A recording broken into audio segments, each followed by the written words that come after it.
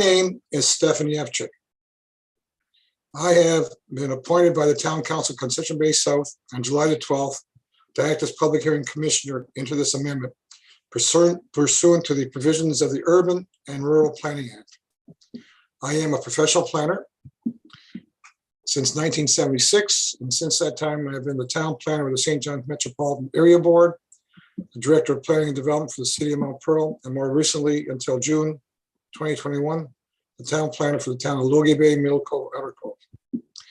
So before we begin, I know that we have some council members on the line. I would just like to ask if the council members could introduce themselves for the benefit of those that are at this meeting. Hi, Andrea Goss, Deputy Mayor and Ward 2 Councillor. Good evening, everyone. Good evening. I'm Melissa Hardy, Ward 4 Councillor. Good evening, everyone. Good evening. Seeing no further. I think that's it. I think that's all that's there right now. Okay. Thank you very much, Deputy Mayor. So my role here tonight is quite simply to listen to the town, to the applicant, and response to the notice, and prepare a written report with recommendations to the town council on the proposed plan amendment and rezoning. This is not a decision-making meeting. I wish to emphasize that I, as commissioner, will make recommendations to council. After reviewing the report and recommendations that I make, council makes a decision to either accept, modify, or reject the recommendations. All written representations received will accompany my written report for council's background consideration.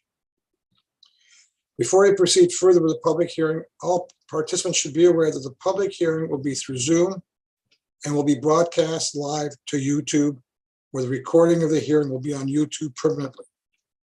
I will respect individual personal information and will refer to the submissions by the address rather than by individual names. All participants will be muted, but will be unmuted during their individual presentations of their submissions. If you have a question during the presentation, you can raise your hand, and at the end of the presentation, and you will be unmuted for you to ask your question.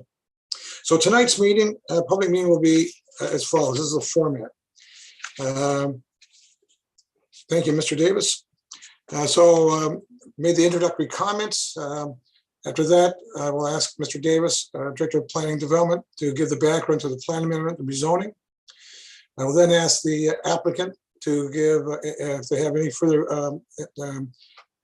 information or presentation on the rezoning application, to do so at that point. And then I'll go through the written representations that we have received, and there's 5. And I'll do it by the address that we received it at. And then if there's any persons that have not made a written representation and wish to make an oral submission, I will allow that as well. And at the end, I'll ask the applicant to make any concluding remarks, and then I will conclude the meeting with my concluding remarks. So pretty straightforward format. And so at this point, I'm going to ask Mr. Davis to basically take over the screen. As I understand, he has a PowerPoint presentation. Mr. Davis? Thank you, Mr. Yevchik. I do have a presentation that I will run through. Just bear with me a moment and I'll have that ready to go.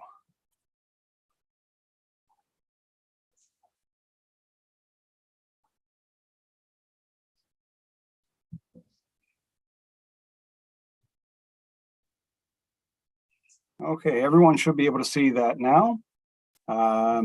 So I've got a quick presentation. Hopefully it'll be quick, just to describe some of the process that we've gone through. I'll talk about the property, give you a description of the property, the proposal and the rezoning request, and just a brief overview of the amendment process that council have gone through to date. So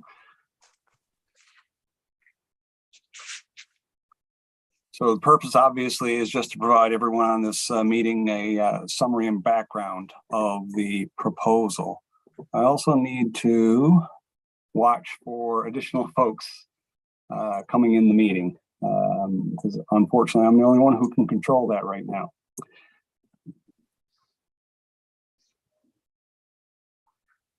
So the property, most of the folks on this call probably are very familiar with the property. It's a property under development on the south side of Route 60, near the corner of Hopewell Gardens and Route 60, Conception Bay Highway. The total lot, as it was originally comprised, was about 4 hectares, which was almost 10 acres in total. It's bound on the southwest by an unnamed waterway and some undeveloped land that has also been acquired by this same developer. Route 60 obviously goes along the northwest of the property. As you can see here, just to orient yourself, this is Conception Bay Highway. Hopewell Gardens is on the northeast side of the property. And there's some existing development at the end of Hopewell Gardens and some vacant land to the southeast.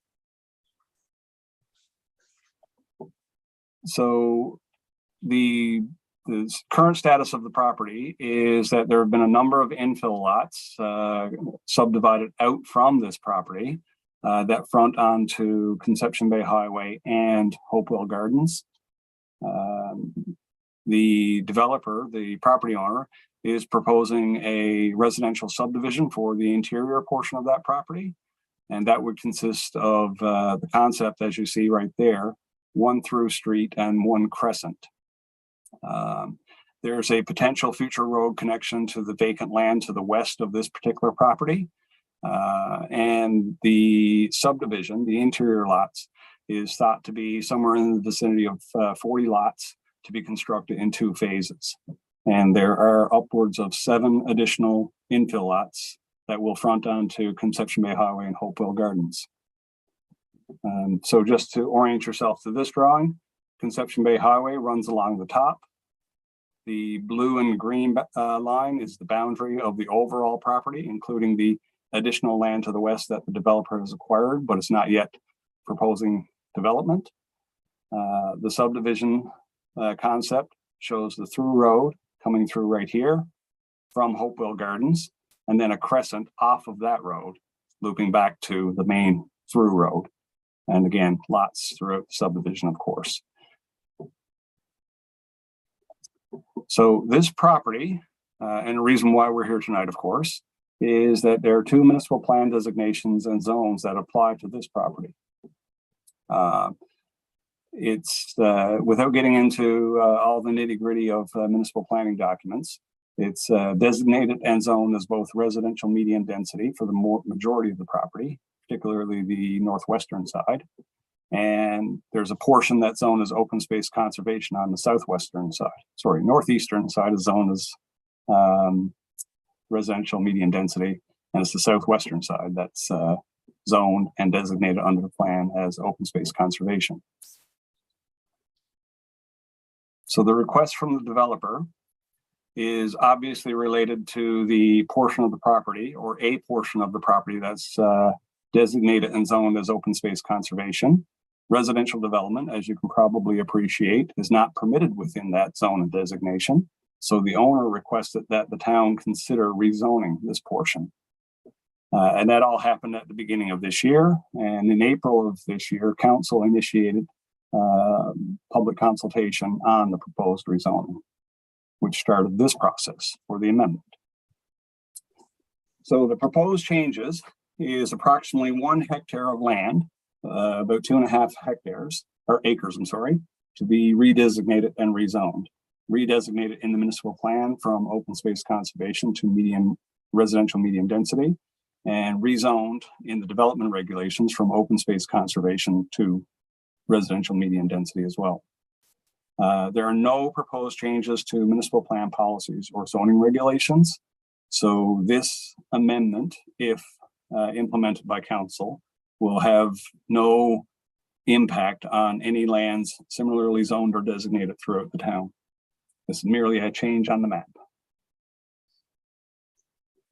The image that you see here is the formal rezoning map for the municipal plan, which would, if implemented, change the actual municipal plan designation. Similarly, this map is the zoning amendment, which would change the zoning. And this would ultimately be the legal document if council implements the amendments after this process. So there has been some consultation on this process already.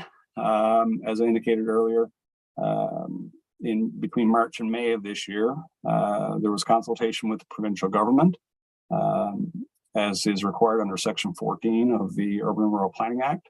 And the government determined that this proposal doesn't include any land that's within 15 meters of any water body, as they define it. When we went to the public, many of the folks that's probably on this call tonight made submissions through that process as well. We received submissions from 9 individuals that outlined a number of concerns and objections to the rezoning.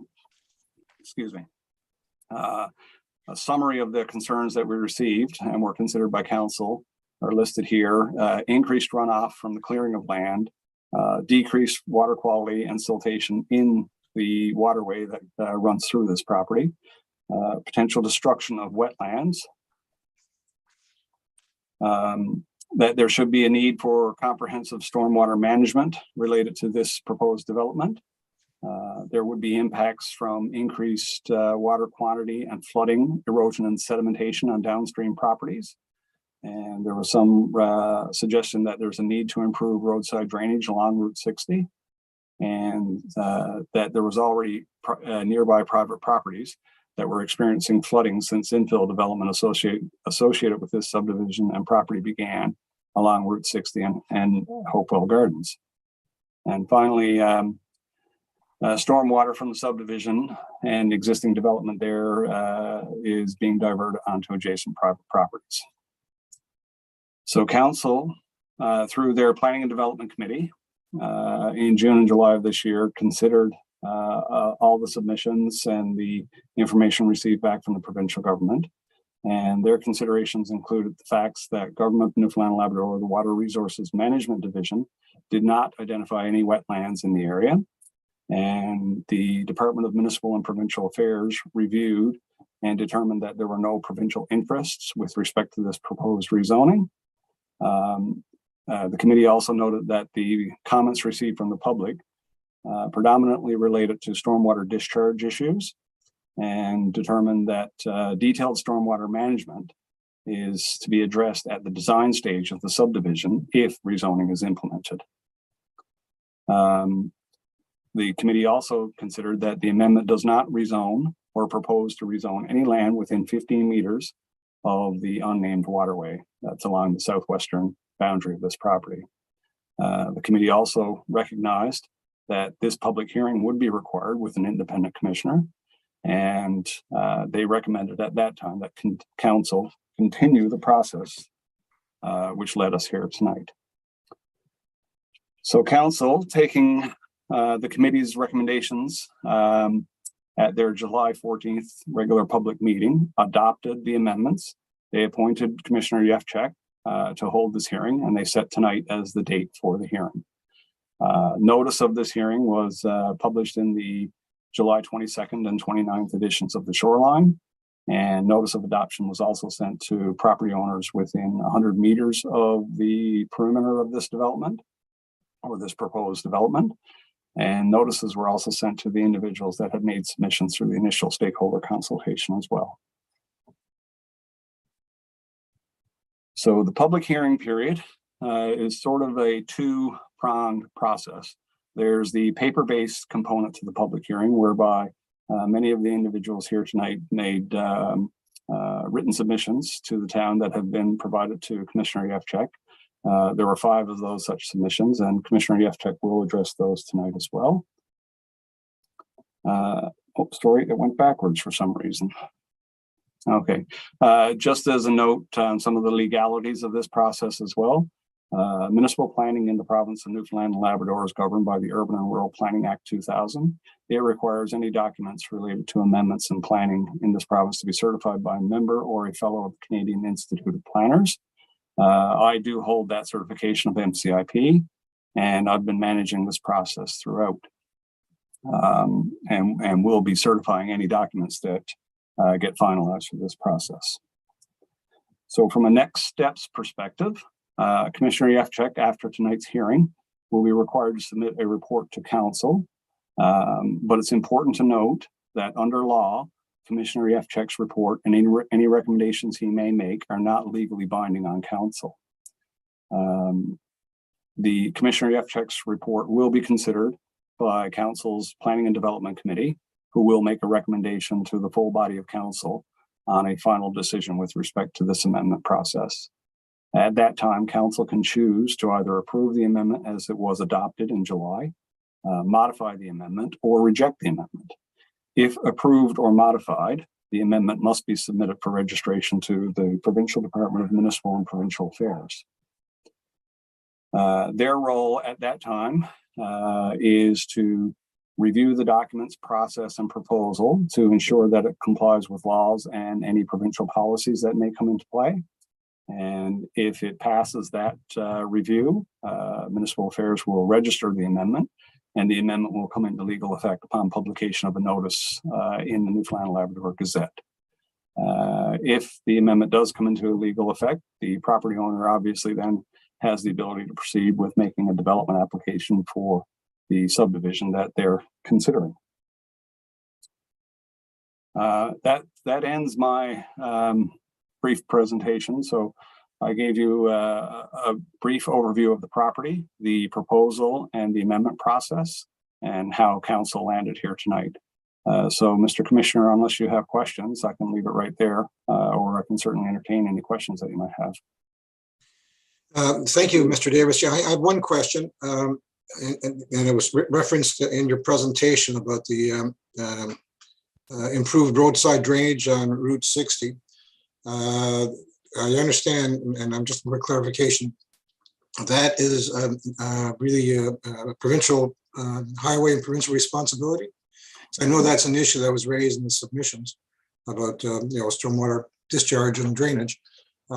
Can you just explain, first of all, could you clarify if that's the case? And secondly, how would the process from here go forward in terms of that issue of stormwater drainage into that ditch on that highway?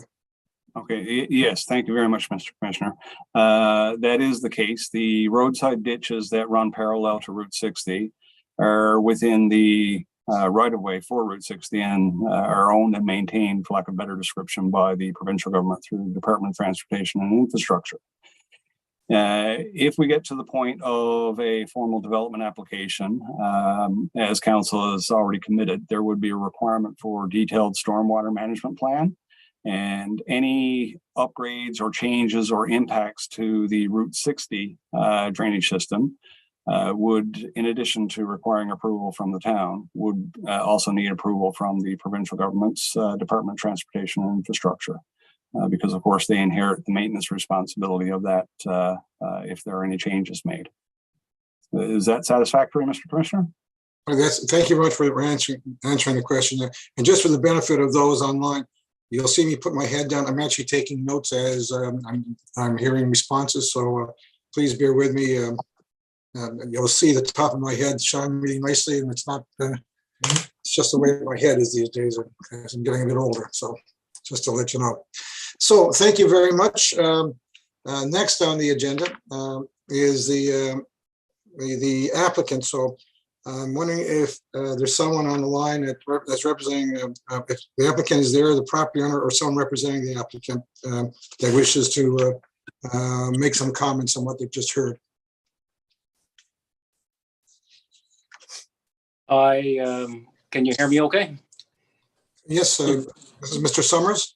Yes, Robin Summers with May Design. We're a local engineering consulting firm that is working with the developer to assist them in the development of this property. I'm not going to go into any description of the development. I believe Corey did a great job there in explaining what the development is all about. I just wanted to introduce ourselves, and we're listening closely to the commentary from those that are concerned with respect to this development and the concerns that they have. We've had an opportunity to have a look at some of the comments with respect to stormwater management, and I just wanted to say that we see this as kind of step one in a process for developing this land. First, the rezoning. But then we get into more detailed design and investigation, and stormwater management is a very big part of getting into that next step. So I'm very interested to hear what the concerns are. I'll certainly be taking notes with respect to those concerns, and we'll make every effort on behalf of the developer to address the residents' concerns and really focus on stormwater management, which is a big item these days in terms of the development of land. So I'll leave it there. I'm available to answer any questions. If there's anything technical with respect to our proposal, I'll certainly try to give you an answer. Thank you. Thank you, Mr. Summers. I don't have any questions at this point. I think Mr. Davis has really given a good overview of what's being proposed at this stage. And again, for the benefit of those that are on the line, we're actually dealing with a higher level of changing a plan and zoning, and not really the details of a development application. Should this go forward, that'll be the next stage in terms of the council's consideration, is a development application, the details, engineering design, and so on. So it's the higher level issues that we're dealing with at this point in time, at this stage of the process. So as I said earlier, we do have 5 written representations. I'm going to go through each one by the address in which the respondent has indicated. And I will just give a very high level kind of comment about what's said in the representation. And then I'll ask that if there's a representative wishes to speak to it, to add anything further to the representation. As I said earlier, I'm going to repeat, every representation that has been received will form part of my report to council. The individual names will not be shared publicly, just the address of the properties from which the respondents come from, in terms of the privacy legislation to be met. So the first written representation that I have on my list is from 1340 Conception Bay Highway. And this, the objections, the individuals wish to register their ongoing objections and concerns. They believe the loss of the buffer zone will have a significant detrimental effect on the downstream wetlands on their property. There was concern about council's acknowledgement, only acknowledgement about the concerns that other taxpayers had mentioned, and they thought it was insufficient response by council over environmental matters. They have requested that a study be done of the impact of not just the loss of the buffer zone, but the effect of channeling stormwater runoff from an entire paved subdivision into the existing stream and wetlands on their property and neighboring properties. They also just questioned the mapping that was used to illustrate the subdivision, because they believe it's over 15 years old and doesn't show all the development that actually is in the area. So that's the commentary. So do we have anyone representing 1340 Conception Bay Highway on the call?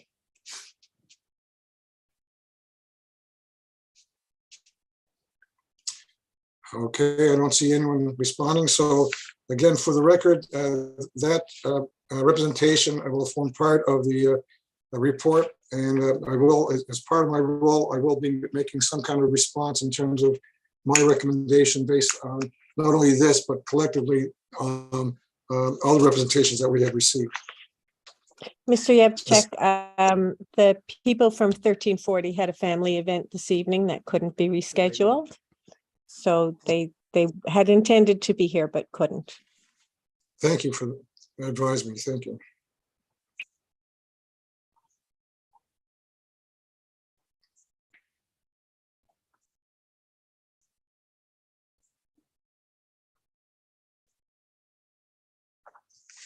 Thank you very much for that.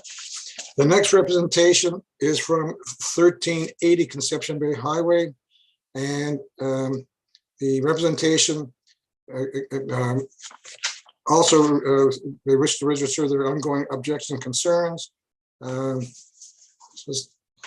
Yeah, and they, again, very similar to the previous one, concerns about the buffer, detrimental effect on the downstream wetlands. Again, didn't think the council gave enough attention to the stormwater management matter in the future. Again, a request and demand that a study be done of the impact of the development on the loss of the buffer and channeling stormwater runoff. And again, concerns about the mapping that was used. So is there anyone from 1380 Conception Bay Highway that may want to add any further commentary?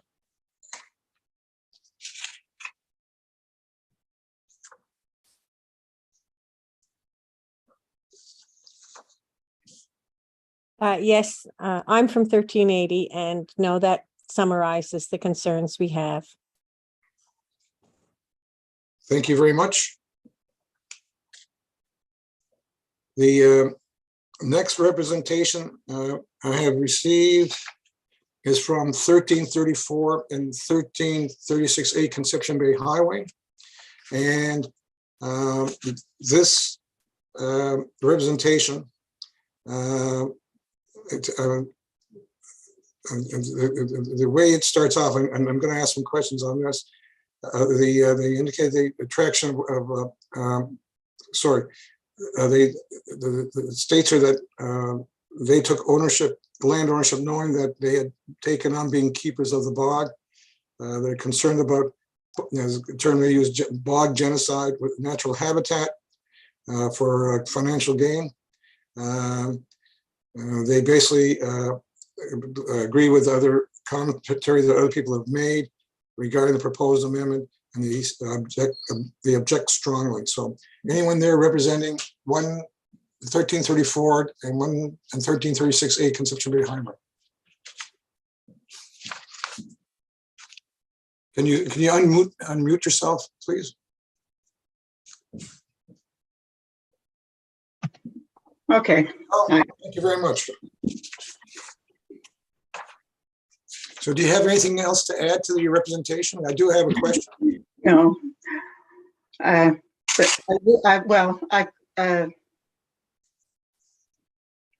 I guess no, I think I've said it, but I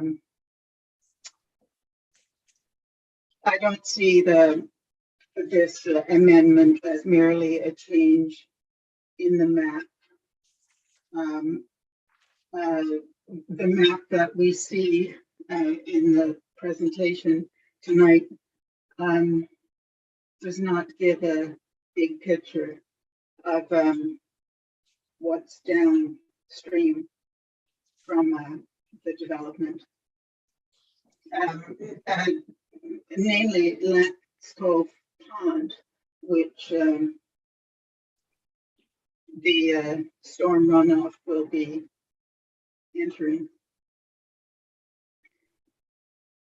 Thank you. I just have one question. I'm actually going to have a question for Mr. Davis as well after I answer. So when you say being taken on being keepers of the bog, is that just like you don't have any land ownership connection to this property? It's just more a general interest in preserving the bog. Is that how I would interpret that?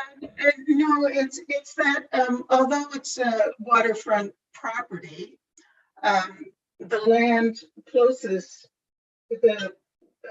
to Lance Cove Pond is extremely marshy and not conducive to house building.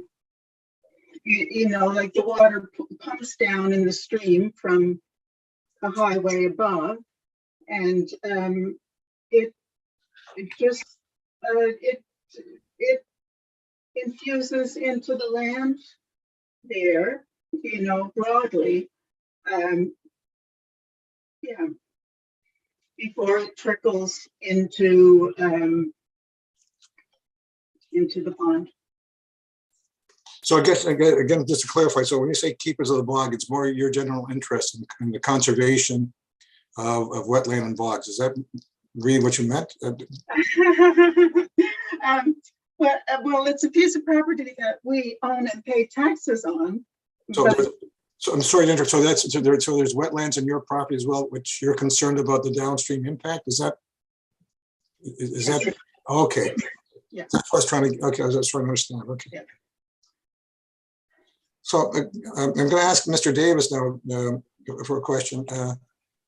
Mr. Davis, in terms of council's review of the amendment, and obviously you've seen the commentary through the public consultation process on downstream impacts. Has there been any kind of, I'm sure that would be discussed, but what was council's consideration and discussion about the downstream impacts that if this amendment goes forward, may have in those properties?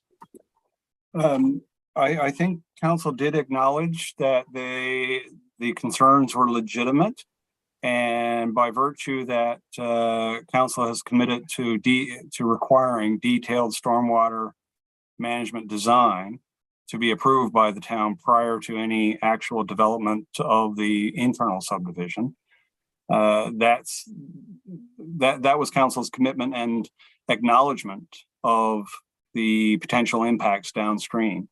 I think it might be beneficial as well. Mrs. Collingwood actually mentioned how this flows out towards Lance Cove Pond. And I do have my GIS open here on another screen, and I can actually share that just to give yourself and everyone else on the call a little more context of the geography. Would you be amenable to that? By all means, sure. Let's take a look. Yeah, this is meant to be both information sharing and, well, not only for me but for the participants. Yeah, please. You should be able to see that now. So highlighted in this light blue color that I'm tracing around is the subject property.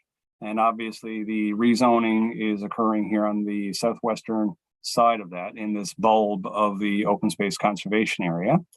And the stream follows the open space conservation area in this bright green all the way down to this water body, which is Lance Cove Pond.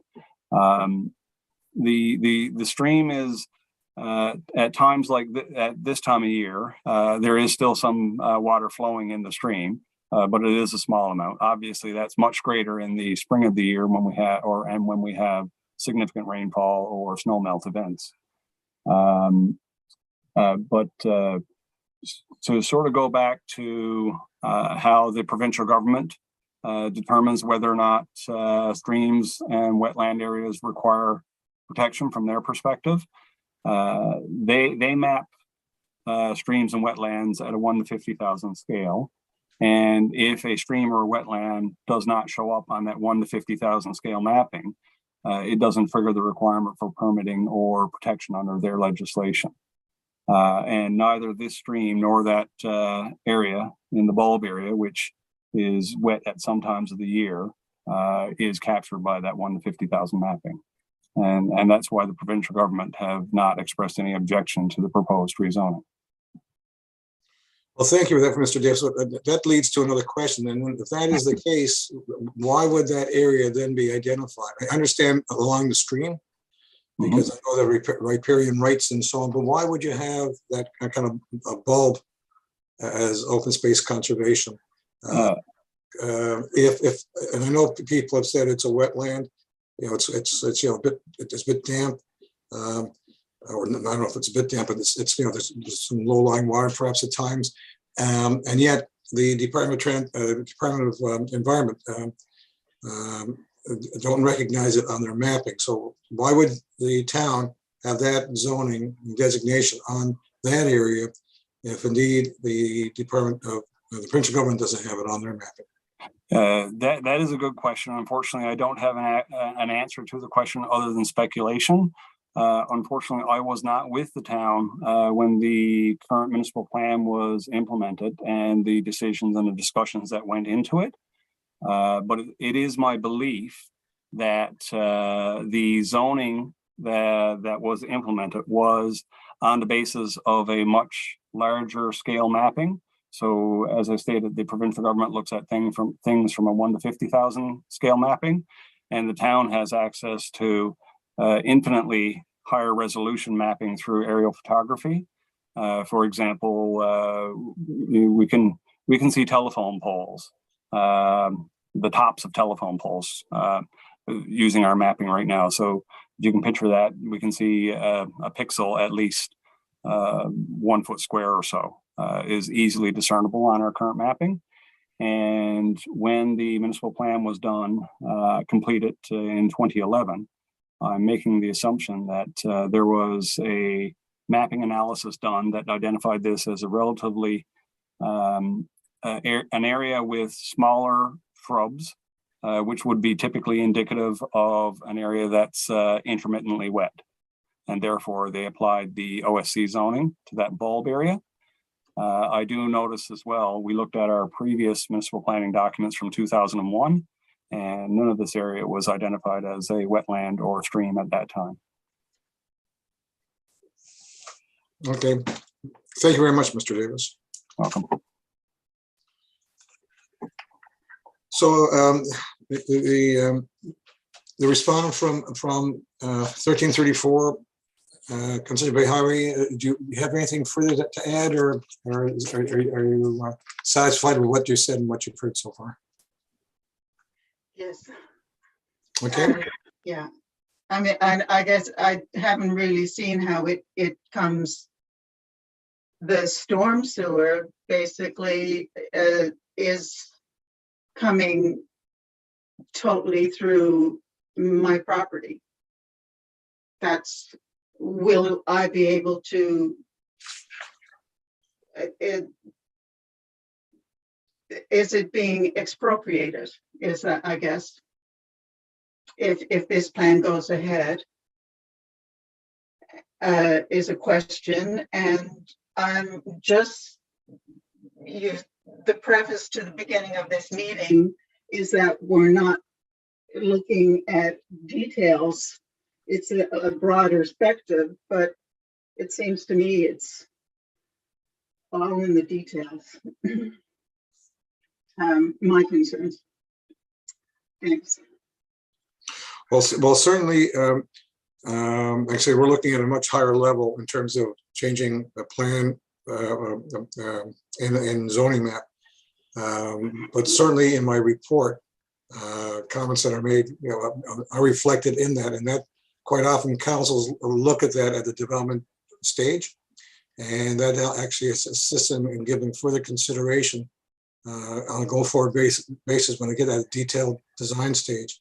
So you're correct that you don't have that detail here, because the detail at this stage is not really what we're really debating at this point. But council, you have a couple of council members on, they will be aware of the comment. And in addition, that will be in the report as well in terms of your comments that you've made. So that'll be something that they'll take into account. As to whether there'll be any property acquisition or easements, I really don't know at this stage. So that'll be something probably the council will be dealing with at that more detailed stage. Okay. Anything? I'm sad, but yeah, thank you. Thank you very much. So the next representation I have is for 1360 Conception Bay Highway. And this one starts off with saying that the adoption of the amendment has had an adverse effect on flooding and draining on the property.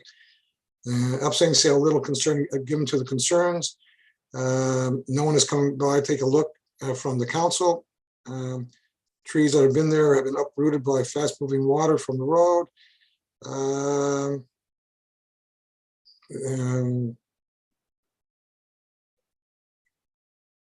Concerns about the water running on the property when a road is put through. Concern about environmental stewardship. Council should be much more taking an effort to protect the resources and the environment.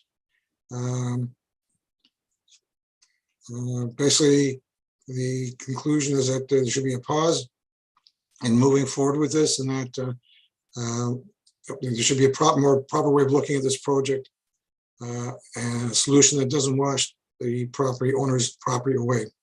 So that's 1360 Conception Bay Highway. Is there someone there who wishes to speak to that, the property owner? Yeah, hi, Terry Kelly. How you doing? Good day. Mr. Kelly, the floor is yours. Thank you. I guess all of us are here. I guess we've all been around these properties, I guess, a long period of time. I guess I grew up here. I've been here 50, 60 years. I guess 57 now. But anyway, this piece of property across the road, I guess more familiar with it than anybody else because I've walked it and played up there my entire life. I can answer the council's question about whether or not it was a wetland in the last 30 to 50 years, because there's always been marshes and bogs up there. And that's why it was designated as a wetland all these years. I don't know whether it's on a map or not, but I mean, that doesn't really matter to me because I live it. I'm here every single day. The developer, the first thing he did, actually, you can ask him himself, is he went across from Doyle's Road. The first thing he did is he spent weeks scraping up all the bog and transporting it down in behind a piece of property that's just down the road to drain water, and all the development up on Garden Road. He did the same thing. He's been trenching and he's been digging and filling in these roadways here. I guess it's Route 60, which I don't know how council's going to deal with that, because of course the buck stops with the province rather than the council themselves. But I guess that's my point. The point is, I mean, all of a sudden they're developing here, and I mean, that's fine. I understand. I mean, development happens, but there's no stewardship. I mean, it really, really, really irritates the heck out of me, because I go by, I walk every day, and the trenches are getting filled up. Water's coming through here, blowing down our property, coming over the road. Every single half decent storm we have. It's not a trickle. I don't know where they're getting trickle from, because there's no such thing. We can show you pictures and the damage that's been done, that kind of stuff. But I thought they'd look at it and have some concern about it. I mean, at some point in time, I would assume council is going to take over Highway 60 at some point and want to have a proper development in that at that time. Things like sidewalks should probably be implemented along Highway 60. They're doing it all the way down the road. Maybe they should do it here and take care of some of the drainage. But as far as that piece of property that we're discussing this evening, I mean, that river and several more that you can't see on on a map exist. They're here. The marshes and the bogs have always been up there, and this developer, so far from what I've seen, goes out of his way to scrape them down, clean them up, and try and drain them as fast as he can to be developed. I mean, that's just a fact. We see it every single day. So, I mean, I don't know what I can add to it, but I mean, at least give us consideration and thought. That's all I'm asking for. I mean, it is going to have an adverse effect unless they do something about it to us down here, one way or the other. I mean, I don't want to stop development, and God knows, I mean, if more people pay taxes, maybe some pay less, I'll pay. Good luck. But anyway, that's pretty much what I'm thinking about it. I mean, the fact of the matter is, I mean, I've been here all my life. I know what's been up on that property. I've seen the rivers come down through there. I've seen the bogs. I mean, I know it, you know what I mean? And no one can tell me otherwise. I mean, I know damn well what's been up there. I mean, I've been picking berries on it and all that kind of stuff. So it's, I know what's up there. And in fact, we own a piece of across, years ago, and so with Carl across the street there. So, I mean, you don't want to stop it. I mean, I'd love for nothing to be there and look at trees the rest of my life. I mean, that's just not realistic. So if you're going ahead and developing it, even the road stuff, I mean, the boys they're draining their weeping tile into the ditches here now. I mean, and I guess that's a normal practice here in CPS. And I think it's time for CPS to step up, become, a real town and do the proper thing. If that's what they're going to do and they're going to allow development, make the guy properly, and environmentally take care of this place so that it doesn't damage anything else. I mean, it's pretty straightforward. It's pretty simple. I mean, if you can afford to buy all that property and you can afford to put all these houses in, then you damn well can afford to, fix up the little bit of land that, in front of it so that the rest of us can live peacefully. I mean, that's pretty straightforward. Thank you. Thank you, sir. I do have one question. Sure. Looking at your representation, you have said, when you started off saying that since, the adoption of the plan amendment has had an adverse effect on flooding and draining on your property. Now, the adoption happened in July of this year. So since July of this year, you've had problems because of the adoption, or was that just a general comment that you're having problems? Maybe misrepresented. I tell you what, I've had problems ever since, and only since they've started redraining the contents from above into the Highway 60 drain off system. The ditch on the side of the road, and it's coming down in ways I've never seen before. Man, I'm only 57. I'm not ancient, but I mean, I've been here my whole life, And to watch a river come up underneath ground, no path, visibly seen, and uproots spruce trees. And underneath them, you can see the water, like all the silt is gone, it's washed away. So something's happened up there, as far as that goes. And the water, when it can't go one way, goes another. And I mean, that's normal, straightforward, right? So I've never seen it before. Okay. So I mean, I know I'm kind of talking about something you don't really want to, because I mean, it's the houses on the main road, but I can't see, in this little area that they're talking about now, how they can't call it a wetland and how they can't, because I mean, it's always been a river my whole life, it's coming down through and draining. So I mean, and as they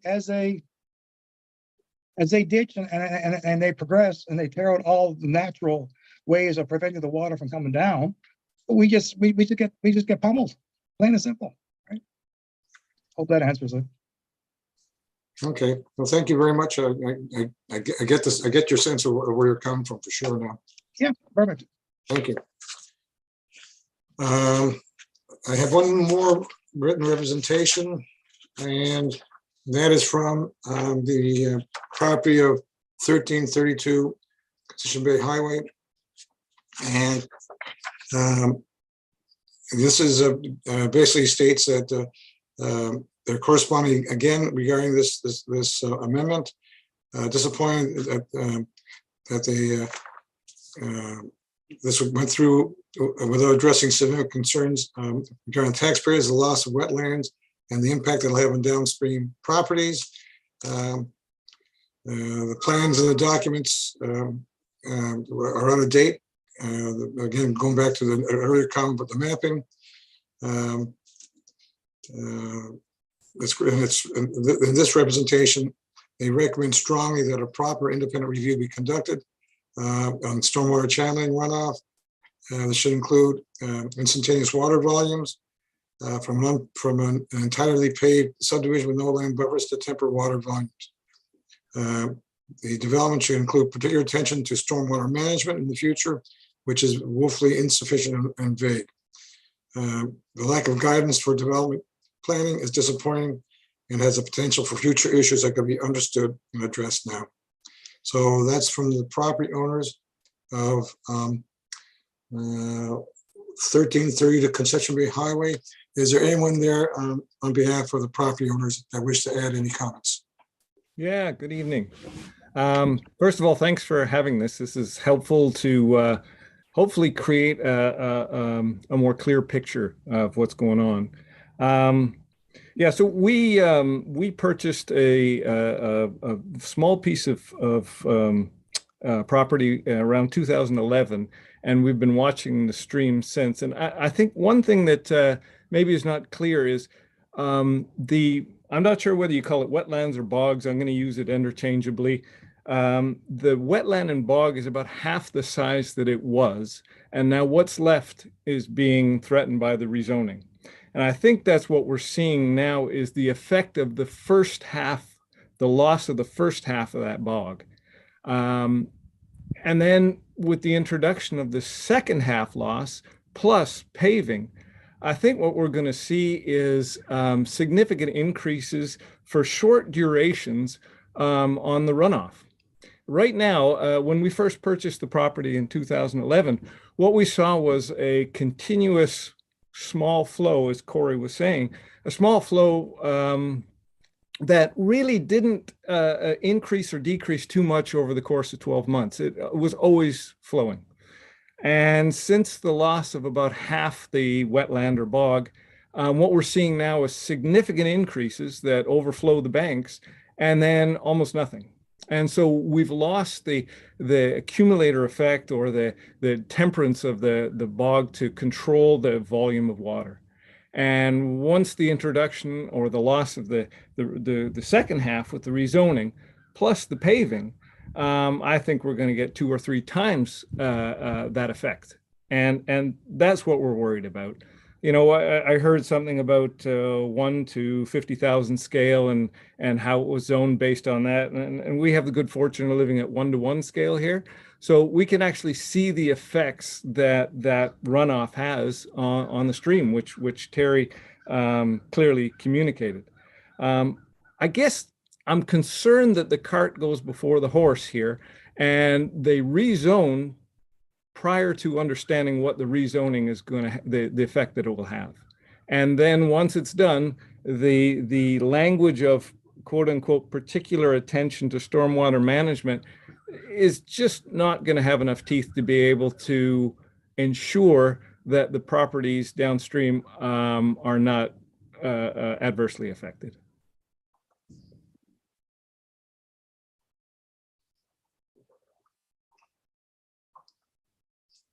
I apologize, but still writing. Just give me a second. I love to think that what I said was so important, you have to write it all down. I definitely, everything that everyone says is important.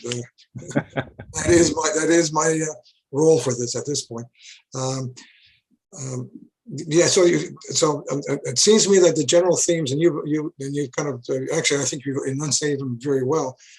Is that for the most of the representations, there is a concern about the stormwater runoff, the concern about downstream impacts, and I know there was kind of suggestions that maybe more study needs to be done before kind of letting this proceed. That's kind of that's I think the prayer of your letter to it, if that's what you're looking for, that kind of stuff. Right? I think more work has to be done before the approval to rezone. If once it's rezoned, I think it's very, very difficult to backtrack. And I think, it was in the municipal plan that highlighted the importance of preserving wetlands. That was in the municipal plan.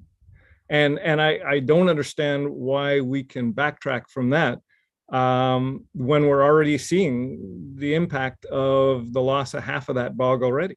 And now we want to rezone it so that the other half can go, and then we'll worry about what we have to do to correct it. And it just seems the order's incorrect.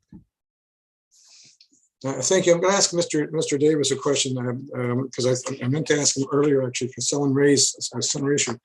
So the gentleman has mentioned the increase in runoff, and I know concerns about flooding downstream. Has the town have any records regarding any flooding of any property in that area, Mr. Davis? When I reviewed the submissions on behalf of council back in April and May, I did take a look, and I unfortunately couldn't find any records of complaints to the town regarding flooding or impacts on properties. That's not to say it hasn't happened, and that's also not to say that the town didn't receive complaints or concerns. It's just the record search that I conducted didn't result in any findings. Yeah. Mr. Yepchek, I'm 1380 again. I have called the town about the flooding that we have received in the spring and the change in it since the first half of the development started. And I know that someone else also who isn't able to be online tonight has told me that they've called the town about that. So I guess it just maybe wasn't recommended or documented anywhere Mr. Davis could see. Okay, thank you. Because certainly that seems to be the and I appreciate that seems to be the major concern, because when you change the natural pattern of flow and wetlands retention, where does the water go? And that's obviously the concern that people have. Do you have anything else to add? From 1332 Conception Bay Highway? No, just appreciation for having this and giving the opportunity to share the concerns. Thank you. Well, certainly, like I say, there's two councillors on the line right now, and they're hearing it, and I'm sure they'll be part of the discussion when the report goes forward. So those are the written representations I have received. That's the 5. And I'm wondering now if there's anyone on the line that has not written a representation, but may wish to speak to the amendment.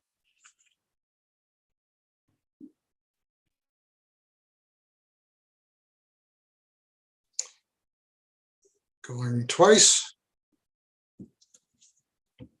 Okay, that seems to be it.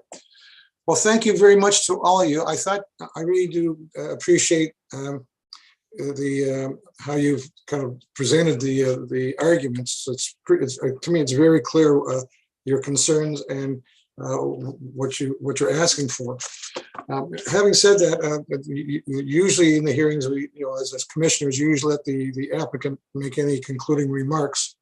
So I'm going to ask Mr. Summers of May Design if he has any, after hearing all this, any remarks he may wish to make.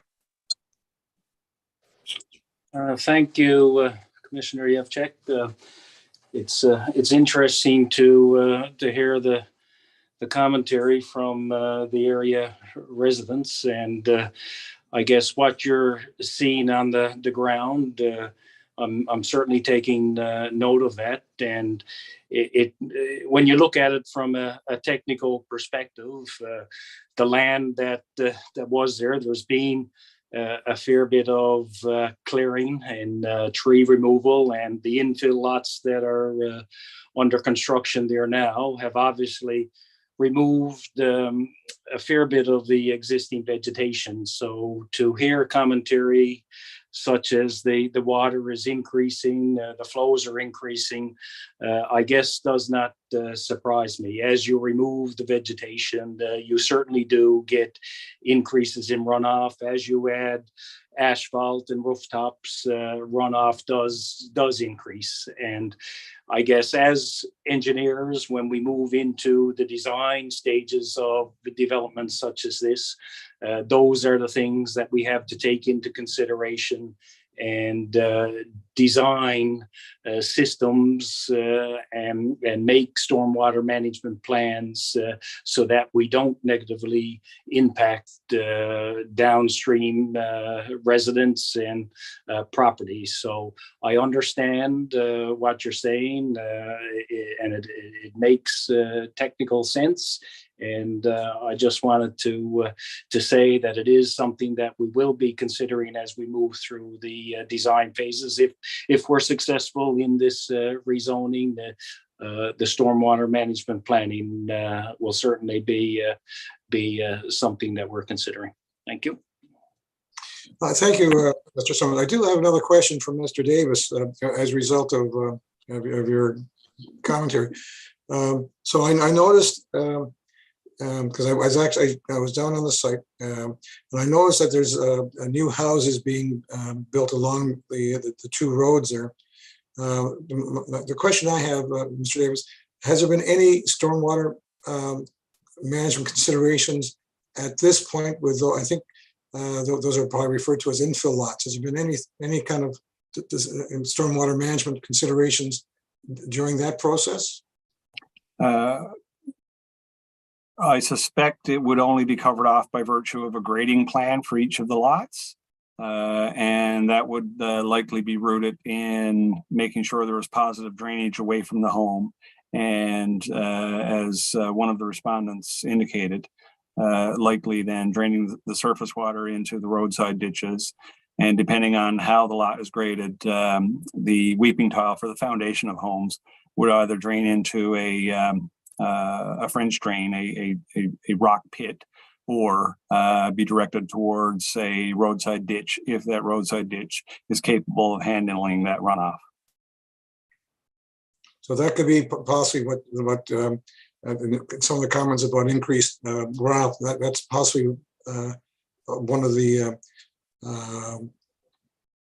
reasons why they might be seeing that at this point, I suppose, if it's not totally designed, right? I would 100% agree that the infill development and how those lots are graded and drained would be a significant contributor to any increases in flows in the current roadside ditches and the stream.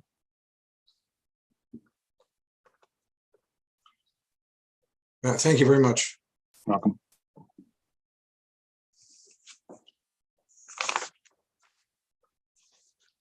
Yeah, I really like being a commissioner at these things. I almost get a sense of kind of like in a courthouse, when you got a lawyer and kind of ask these questions back and forth, and like, you got the power, right? I don't get that power at home, by the way, just to let you know. So at this point, really, we're at the end of the hearing. So I want to thank you all for your commentary and your candor about what the issues are that you see on this matter. So thank you very much. It's been a pleasure to be the commissioner. So now I have the obligation, I have to have a written report to council within 30 days of the hearing. I try to get it in sooner than that, but I do have 30 days to do so.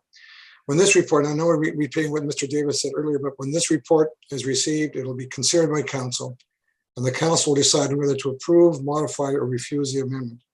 It then goes to the Department of Municipal and Provincial Affairs for, again, review and registration. So that's kind of the process. I understand from Mr. Davis that when my report is written, that it will be the protocol by the council is to actually table the report at a council meeting, which is available to the public, and then they deal with that report at a subsequent council meeting. So you will see the public report.